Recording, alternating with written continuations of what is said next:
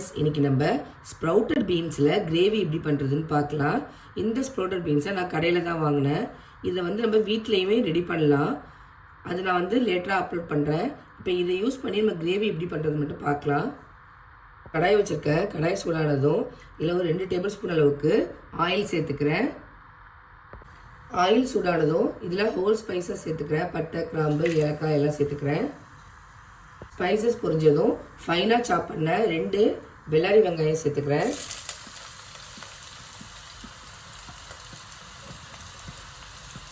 வெங்காயம் சேர்த்து நல்லா வதக்கிக்கோங்க.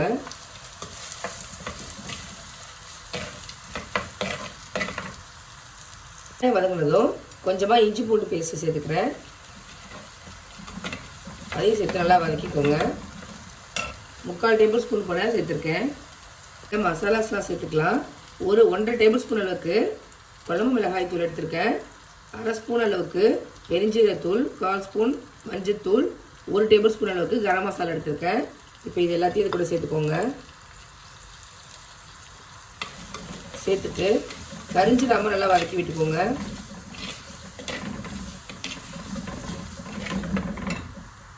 இப்போ மசாலாலாம் ராஸ்மல் போனதுக்கப்புறமா இதில் தக்காளி சேர்க்கணும். நான் வந்து சின்ன சைஸ் தக்காளி 2 சேர்த்து அரைச்சிட்டு சேர்த்துக்கிறேன். நீங்கள் வந்து சாப் பண்ணி கூட சேர்த்துக்கலாம். இதையும் சேர்த்து நல்லா வதக்கிக்கோங்க.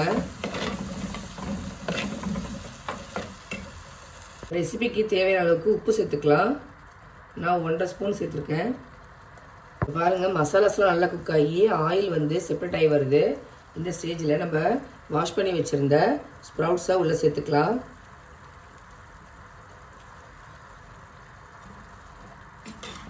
சேர்த்துட்டு நல்லா மிக்ஸ் பண்ணி விட்டுக்கோங்க.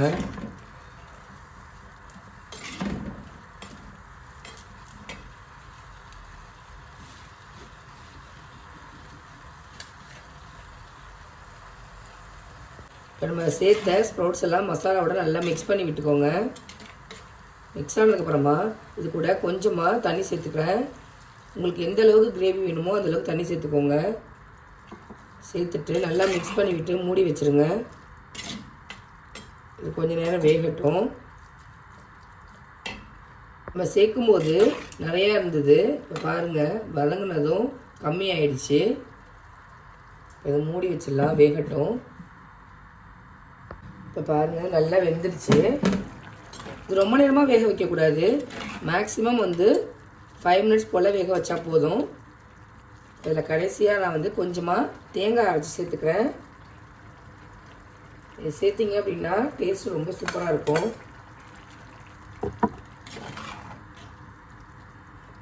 தேங்காய் சேர்த்துட்டு ரொம்ப நேரம் கொதிக்க விடக்கூடாது. நான் ஸ்டவ்வை ஆஃப் பண்ணிட்டேன். கடைசியாக இது கூட கொத்தமல்லி இலை சேர்த்துக்கிறேன். சேர்த்துட்டு சர்வ் பண்ணிங்க அப்படின்னா சூப்பரான ஸ்ப்ரவுட்டட் கிரேவி ரெடி ஆகிடுச்சு. இது வந்து இட்லி, தோசை, சப்பாத்தி, சாதத்து கூட எல்லாத்துக்கூடையும் சாப்பிட்லாம். ரொம்பவே டேஸ்ட்டாக இருக்கும். நிறைய வந்து சத்துக்களும் உள்ளது. நீங்களும் இதே மாதிரி உங்கள் வீட்டில் செஞ்சு பாருங்கள். எப்படி இருக்குது அப்படிங்கிறத கமெண்ட் பண்ணுங்கள். நான் போகிற ரெசிபிஸ்லாம் உங்களுக்கு பிடிச்சிருந்தா நம்ம சேனலை லைக், ஷேர் அண்டு சப்ஸ்கிரைப் பண்ண மறக்காதீங்க. தேங்க்யூ.